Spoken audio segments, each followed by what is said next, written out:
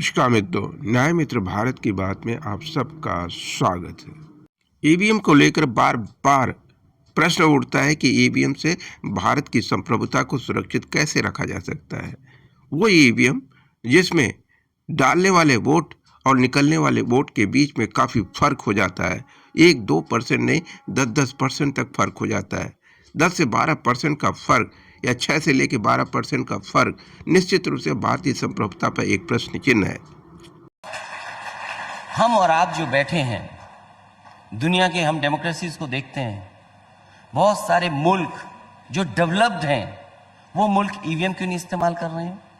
और जर्मनी जैसा देश जो सबसे ताकतवर है कई मायनों में, वो अपने देश में ईवीएम इस्तेमाल को अनकॉन्स्टिट्यूशनल बोलता है। वो देश कहता है कि ईवीएम से अगर वोट पड़ेगा तो अनकॉन्स्टिट्यूशनल है।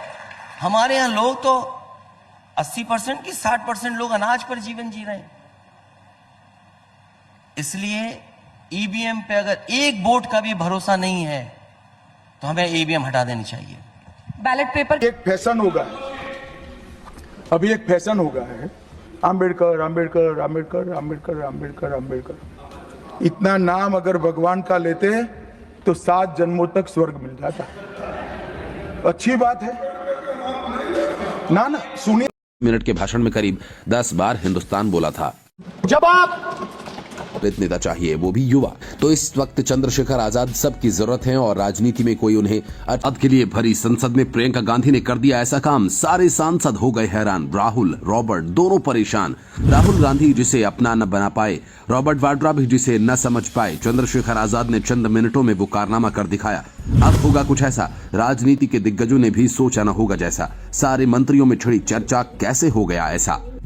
राजनीति की बड़ी प्रसिद्ध कहावत है कि यहाँ कोई किसी का परमानेंट दोस्त या दुश्मन नहीं होता। दोहरे राजनीतिक चरित्र और दोहरे चरित्र की पत्रकारिता के बीच का फर्क व्यवहारिक जमीन पर कैसे दिखता है, उसकी सच्ची गवाही आज लेकर आपके सामने आए हैं।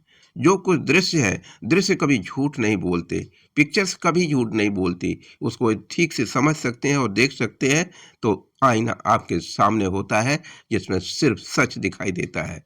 इसलिए हर पिक्चर को ध्यान से देखें और उसके पीछे की कहानी को समझने की, जोड़ने की कोशिश करें तो आपको मीडिया की दोहरी चरित्र की सच्ची कहानी सामने दिखेगी। सनातन धर्म की जय और भारत माता की जय बोल करके हिंदू राष्ट्र की परिकल्पना करने वाले देश की सत्ता में पिछले 10 सालों से काबिज हैं। बात संविधान संरक्षण की होती है, हमला संविधान पर भी होता है और संविधान के निर्माता भीमराव अंबेडकर भी होता है, जिसकी गवाही स्वयं अमित शाह कर रहे हैं। संविधान संशोधन बिल में जब मतगणना का विषय आया, चूंकि वोट से जीतना और हारना खुद का तय हुआ, तो इन्होंने ईवीएम प्लस बैलेट पेपर से वोटिंग दोनों अनाउंस किया। अनाउंस करने के बाद दोनों का फर्क इस बात की गवाही देता है कि ईवीएम से डाली गई वोटिंग कभी भी बैलेट पेपर के बराबर नहीं हो सकती। स्वयं इन्होंने बैलेट पेपर की व्यवहारिकता को एक्सेप्ट किया जब वो लोकसभा के अंदर। दुर्भाग्य जब एक सांसद से अपेक्षा की जाती है वो पढ़ा लिखा, काबिल, राजनीति का पुरोधा है और वो ठीक से पोलिंग नहीं कर सकता, उससे गलतियां हो सकती हैं। ये सब कुछ पार्लियामेंट के कवरेज में एक्सेप्ट किया गया, लेकिन आम जनता से उम्मीद की जाती है कि वो ईवीएम से प्रॉपर वोटिंग भी करेगा और उसके डाले गए वोट बिल्कुल सही होंगे, क्योंकि ईवीएम के चैलेंज को खुद भी अपने मैनिपुलेशन के साथ यूज़ करना है, देश की सत्ता और राजनीति को हथियाना है। इसीलिए वहाँ बैलेट पेपर का यूज़ प्राथमिकता में नहीं आएगा।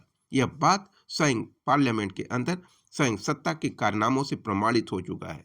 अब बात करेंगे सत्ता के उस हरकत पर और मीडिया के उस चरित्र पर।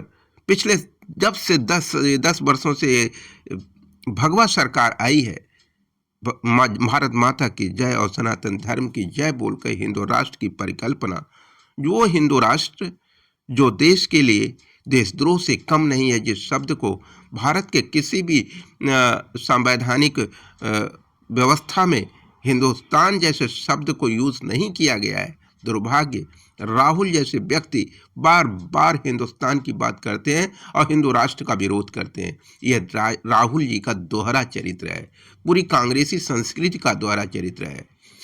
इसी दोहरे चरित्र में जब संविधान पर चर्चा हो रही तो एक बहादुर युवा सांसद जो पहली बार संसद में पहुंचा, चंद्रशेखर रावण जिसे कहा जाता, उन्होंने कहा कि बात संविधान पर हो रही जिसके अंदर प्रियम्बल के शुरुआत में ही लिखा हुआ है, India that is Bharat, not Hindu राष्ट्र, नॉट हिंदुस्तान, ना हिंदू। ऐसे शब्दों का दुरुपयोग क्या राष्ट्रद्रोह नहीं?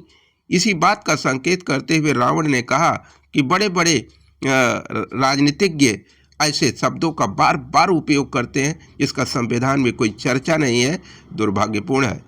इसी बात को ध्यान में रखते हुए प्रियंका ने कांग्रेसियों की दोहरी राजनीतिक चरित्र को सुधारने का प्रयास किया, जिसको मीडिया ने कहा कि अब तो रावण प्रियंका के चंगुल में है। ये बात प्रूव करने की कोशिश की जा रही और अखिलेश जी के दुश्मन है। अखिलेश जी के दुश्मन नंबर 1 रावण घोषित कर दिया और दुश्मन नंबर 2 राहुल को घोषित कर दिया। जिस इंडिया गठबंधन में राहुल और उनकी कांग्रेस को जान देने वाली समाजवादी पार्टी के मुखिया अखिलेश यादव का नेतृत्व ही था कि आज उत्तर प्रदेश में 6 सांसद हैं कांग्रेस के पास। मेन स्ट्रीम मीडिया के माहिर खिलाड़ी, शब्दों के बाजीगर, शब्दों के खेल से रावण ने बोला। पिछले 10 सालों से बीबीएस न्यूज पावर इस बात की मांग कर रहा था और स्वयं धन्यवाद दिया उस भारत सरकार को, आदरणीय मोदी जी को, जिन्होंने भारत को संवैधानिक रूप से भारतीय संविधान की बोलचाल की भाषा का अधिकार दिया। इंडिया की जगह भारत लिखा जाना अनिवार्य किया, लेकिन दुर्भाग्य उसके बावजूद भी राष्ट्रीय पार्टियों के नेताओं की जुबान पर खुद हिंदुस्तान, हिंदू राष्ट्र की जन्मभूमि नजर आती है। क्या हिंदू राष्ट्र हिंदुस्तान की बुनियादी शब्द नहीं है? विपक्ष के नेताओं को मीडिया से पूछकर राजनीति के पैमाने तय करने पड़ेंगे। यदि अखिलेश जी और आम आदमी पार्टी के मुखिया के बीच में अच्छे संबंध हैं, जो विपक्षी गठबंधन की बुनियाद का एक हिस्सा है, तो यह मीडिया को खटकता है, क्योंकि मीडिया स्वयं एक पार्टी बन चुकी है जो मेन स्ट्रीम मीडिया है। यह दुर्भाग्य है भारतीय राष्ट्रवाद के लिए। अब बताते हैं बीबीएस न्यूज पावर बराबरी, भाईचारा, सहभागिता का संदेश और भारतीय संवैधानिकता और संप्रभुता की आत्मा, न्याय, सत्य और अहिंसा का इस भारत में, भारत के ऐसे राजनीतिक युवा चंद्रशेखर रावण के व्यक्तित्व में जो दिखाई दे रहा, यदि वह सत्य है तो इंडिया गठबंधन का वास्तव में सबसे मजबूत स्तंभ का नाम है चंद्रशेखर रावण। लेकिन यह बात आज की तथाकथित मीडिया कहने का हिम्मत नहीं दिखा सकती, क्योंकि इससे इंडिया गठबंधन को ताकत मिलेगी। बात गठबंधन की किसी की नहीं है, बात राष्ट्र की होनी चाहिए। मीडिया का धर्म है राष्ट्र की धर्मिता को स्थापित करना, उसमें पक्ष और विपक्ष दोनों की भूमिका समाहित होती है। किसी के एक के साथ किसी दूसरे का विरोध मीडिया का धर्म नहीं हो सकता, लेकिन दुर्भाग्य है मीडिया हमेशा पक्षपाती रास्ते अपनाती है जो राष्ट्रद्रोह से कम नहीं है। यदि अमित शाह ने यह कह दिया कि डॉक्टर भीमराव अंबेडकर के नाम को बार बार भीम भीम भीम यूज किया जा रहा, तो निश्चित रूप से यह डॉक्टर भीमराव अंबेडकर पर हमला है। उनकी सोच से उत्पन्न एकता का भाव बीजेपी का डर और भय बताता है, और निश्चित रूप से यह एक अपमानजनक था। यह ऐसा एक गृह मंत्री को शोभा नहीं देता। उनकी नैतिकता पर एक बदनुमा धब्बा है जो उन्होंने खुद अपने शब्दों से अपने ऊपर लगा लिया। दुर्भाग्यपूर्ण है। निश्चित रूप से इसका प्रायश्चित उन्हें होना चाहिए और वो करेंगे और करना पड़ेगा। उत्तर प्रदेश की सरकार ने 8 ट्रिलियन का लोन ले लिया, विदेशी लोन ले लिया, जबकि इसका बजट भी उसके बराबर नहीं है। यह बोझ आम जनता के ऊपर है। ये पैसे जा कहाँ रहे हैं? ये पैसे क्या वास्तव में देश की जनता को, गरीबों को, किसानों को, बेरोजगारों को, महंगाई से मार झेलने वाली आम जनता को, व्यापारियों को नहीं मिल रहा? कितने करोड़ रुपए, 12 लाख करोड़ रुपए माफ कर दिया गया बैंकों से, जिसमें एसबीआई का योगदान सबसे आगे है। यह पैसा 12 लाख करोड़ रुपए क्या आम जनता के अंदर, गरीब, मजदूर, बेबस, लाचार लोगों के बीच में, किसानों को, मातृशक्ति को, बेरोजगारी और महंगाई से झेल रहे युवा जो आत्महत्या करने के लिए बाध्य हैं, उनको रोजगार देने के लिए, उनको बेरोजगारी भत्ता देने के लिए, उनको निःशुल्क शिक्षा देने के लिए, युवाओं को, बेटियों को निःशुल्क शिक्षा देने पर ये 12 लाख करोड़ रुपया खर्च होता, तो निश्चित रूप से भारत की असली संप्रभुता का संरक्षण होता।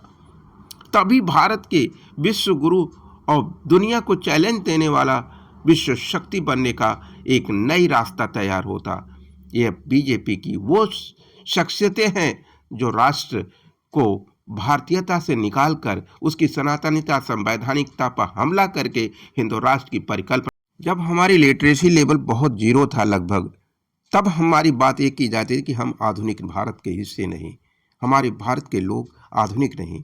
आधुनिकता का पैमाना भ्रष्टाचार, अन्याय और अत्याचार की पराकाष्ठा है, तो हमें ऐसी आधुनिकता तिलांजलि देनी चाहिए। क्या यह सत्य नहीं?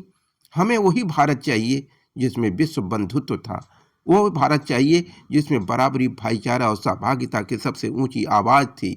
न्याय और सत्य को लड़ने के लिए एक ताकत थी, गुंजाइश थी, न्याय पर कोई खड़ा हो सकता था। विदेशियों के हाथों में भी न्याय की संभावना संभव थी, लेकिन आज ऐसे कौन से भारतीय आ गए जिनकी 10 साल की सत्ता में न्याय अछूता सा नजर आ रहा। न्याय आम आदमी के अप्रोच से बाहर होता जा रहा। क्या हिंदू राष्ट्र की परिकल्पना में न्याय एक बेमानी शब्द है? क्या न्याय की मांग करना ही एक अपराध है? जिस प्रशासनिक ऑफिस, एडीएम ऑफिस जितने भी हैं, प्रशासन की हैं या एडीएम एफआर है, इन सब की ऑफिस के ठीक सामने ये अवंतिकापुर धाम के मंदिर का पिक्चर लगा हुआ, लेकिन उसके बावजूद भी यह प्रशासनिक न्याय का हिस्सा नहीं कि उसके धर्म पथ को पूरा किया जाए।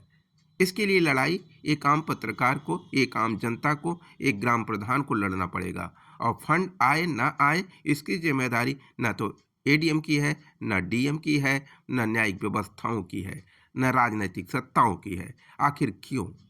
जबकि ये सत्ता ही आई है सनातनी संवैधानिकता के आधार पर। सनातन धर्म की बात करने वाले सनातन देवताओं की रास्ते को क्यों बाधित करते हैं? क्यों नहीं उसे पूरा कराते जब उनके हाथ में सत्ता भी है? क्या इसका अर्थ यह नहीं निकलता कि भारतीय राजनीति झूठ और सत्य के बीच का एक खिलौना बन के रह गई, कि जो खेलेगा और जिसका पासा सही निकलेगा वही देश की सत्ता में काबिज होगा और देश को लूटेगा भी और लुटवाएगा भी? क्या यही भारतीय सनातन संस्कृति का हिस्सा